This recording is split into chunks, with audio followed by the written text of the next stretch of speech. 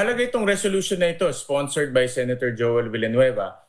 At ang ibig sabihin nitong resolution na ito ay hinihikayat namin at ano na rin, no? Parang pinupush rin natin yung mabilis na paglabas ng pondo na executive dito sa mga tinamaan ng lindol sa Mindanao.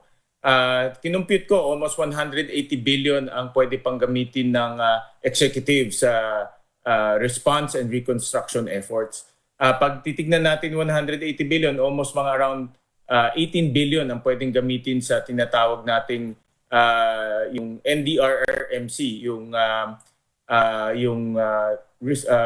National Risk Reduction Fund na pwedeng gamitin sa reconstruction effort. Marami kasi mga gusaling nasira. Itong NDRRM Fund ang pwedeng gamitin para makumpuni o maiayos itong mga gusali na nasira. So may pondo, ang importante lang mabilis yung access ng pondo at yan naman yung kahalagahan ng resolution na ipinasa ng Senado sa pamamagitan ng sponsor na si Senator Joel Villanueva. At meron din kami isang resolution, yung simpleng pasasalamat sa mga frontliners natin, lalo na sa ating AFP, dahil yung AFP ang nagbigay ng logistical support.